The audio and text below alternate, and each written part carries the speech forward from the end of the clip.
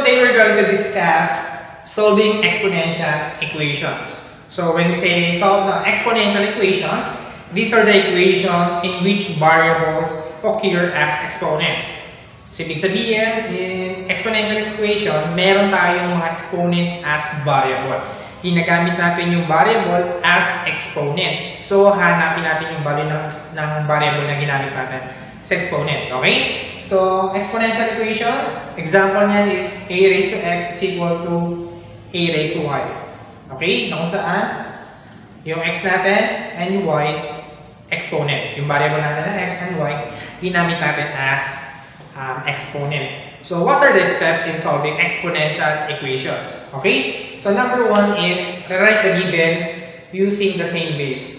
So, madali lang naman ito eh. Kapag marunong tayong mag-change ng mga number into exponential form. Okay? Next is, once the bases are the same, kapag parehas na ang base natin both side, kailangan kasi yung both side parehas na yung base. So, once the bases are the same, drop the bases. So, huwag na natin pakilaman yung base, mga bases, and set the exponents equal to each other. So, kailangan natin equate yung mga exponent natin to each other. So, mamaya maintindihan natin kung paano. And last one is, yung number 3, solve the problem by finding the value of the given variable. So, alam naman natin, kung sinabi natin exponential equations, yung exponent natin may variables. Okay? So, ito yung mga steps natin in order to find or in order to solve exponential equations. So, simulan natin yung example para lalo natin maintindihan kung paano nga ba mag-solve ng mga exponential equations. So, sundin natin yung steps, ha? So, let's try number 1. For number 1, we have 2 raised to x plus 6 is equal to 32. So, kung titignan natin, yung exponent natin may variable. So, sundin natin yung steps. Sabi sa number 1, write the given using the same base. So, kailangan natin parehas yung base natin, both sides, ha? So, tingnan natin yung magkabilang side, yung left at saka yung right. Ang base dito is 2. Dito naman is 32. So, hindi sila parehas. Anong gagawin natin? So, kailangan natin i-write.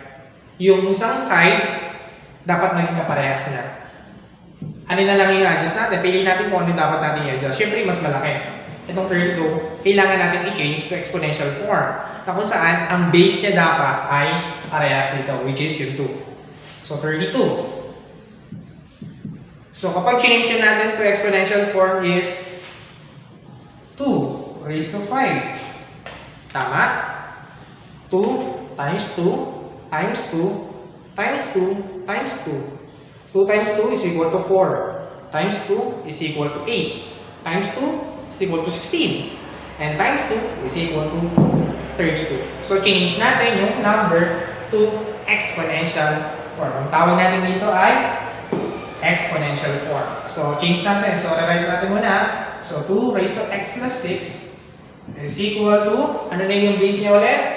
Yung panibagong form niya, yung 2 raised to 5. Ganun lang kasimple. So, kung makikita na natin, parehas na sila ng base. So, kailangan i-rewrite natin yan using the same base. Kailangan natin i-change yung isang number to exponential form na parehas ang base sa kabilang side. Okay? So, kapag parehas na daw yung base, so number 2, once the bases are the same, kapag parehas na daw yung base natin sa magkabilang side, drop the bases, or huwag na natin pakilaman yung bases, yung mga bases, and set exponents equal to each other. So, takpan na natin, tanggalin na natin, and kunin na lang natin yung mga exponents. And equate natin sa sarili. So, x plus 6 equals exponent sa kabilang side, 5. So, na-equate na natin sa isa't isa yung mga exponent natin. So, after natin ma-equate sa isa't isa, for number 3, solve the problem by finding the given value. Finding the value of the given variable. Simple algebra. Transposition lang. So, transpose. So, x is equal to 5. Positive 6 kapag transpose, magiging negative 6. So, solve lang natin. So, 5 minus 6 is equal to negative 1. So, ang value ng x natin is negative 1. Ganun lang kasimple. So, So, ang value ng x natin is negative 1. Ang may hirap lang naman dito, kung paano nga ba mag-change ng number into exponential form. So, dapat parehas kasi. Let's try number 2. So, number 2, we have, palito tayo. For number 2, we have 4 raised to 2x minus 5 is equal to 64. So, kung titignan natin, magkaiba na naman yung base. Ano kailangan natin i-change? Yung 4 or 64? Siyempre, yung 64. Kailangan na natin i-change to into exponential form. So, 64. So, kapag change natin yan to exponential form, sa palagay nyo, ano kaya? 4 raised to 3. Bakit nga ba naging 4 cube or 4 raised to 3? So, 4 times 4 is equal to 16. Then times 4, 16 times 4 is equal to 64. So, kapag change natin yung 64 to exponential form, ang kalalabasan niyan ay 4 cube. So, write na natin. So, using same basis of 4 raised to 2x minus 5 is equal to, ano yung bagong form niya? Yung 4 cube. So, once the bases are the same, drop the bases or huwag na natin pakilaman and set the exponent equal to each other. So, kunin na lang natin yung mga exponent and equate na lang natin sa isa't isa. So, parehas na sila ng base. Kung titignan natin, so, kunin na lang natin yung mga exponent. So, magiging 2x minus 5 equals 3. So, ganun lang kasimple. Simple algebra, transposition, and divide both sides. Kasi may kasama tayo sa x natin. So, yung negative 5, kapag transpose natin, magiging positive 5. So, 2x, may stay dito. So, yung negative 5, kapag transpose natin, magiging positive 5. Simple algebra. So, 2x is equal to, so 2x natin, so 3 plus 5 is equal to 8. May kasama pa tayo. So, kailangan natin i-divide both side by 2. So, divide both side by 2. So, cancel. So, ang value ng x natin is 8 over 2 is equal to 4. And that's the value for x. So, ganun lang kasimple. Simple algebra. Medyo tricky nga lang kung paano ba mag-change ng number into exponential form. Okay? So, let's try number 3. So, number 3, we have 9 raised to 2x minus 5 equals 27. Magkaiba ulit ng base. So, ano kailangan natin i-adjust? Pag change natin yung 27 to exponential form, magkakaroon pa tayo na base na 9. 27, change natin to exponential form na ang base ay 9. Parang malabo. Ano kaya ba yung base natin dyan? 3, di ba? So, 27. So, pag change natin to exponential form is 3 cube. So, na-change natin. So, 3 cube. Parehas na ba ng base? Hindi pa. So, ano kailangan natin gawin? I-change natin din yung kabilang side to exponential form. So, change pa natin yung 9. So, magiging 9 is equal to 3 squared. Okay? So, 3 squared. So, parehas na magiging base. So, 3 squared. Meron pa tayong exponent na 2x minus 5. 2x minus 5. So, na-change na natin yung magkabilang side, yung both sides natin into exponential form para magkaroon tayo ng parehas na base. So, kapag na-change na natin yan, kaso kailangan natin mag-simplify. Power of a power. Loss of exponent, power of a power. Kapag may pagkaparehas, may magkatabing exponent, kailangan natin i-multiply yan. So, yung 2, multiply lang natin sa 2x minus 5. So, equals 3. Okay? So, huwag na natin tignan yung base. Kunin na lang natin mga exponent. Yung mga exponent. Ayan. Then, equate to each other. So, transpose na. Distribute mo na. Distribute. So, 2 times 2x is equal to 4x. So, 2 times negative 5 is equal to negative 10 and equals 3. So, okay. Next, simple algebra. Transposition.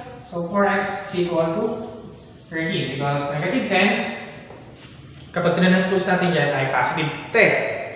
So, 3 plus 10 is equal to 30. Kaya naging 30. So, divide both side by 4. Divide both sides by 4 to find the value of x. So, ang value ng x natin is 13 over 4. Yun na natin pwedeng simplify. And that's the value for x natin.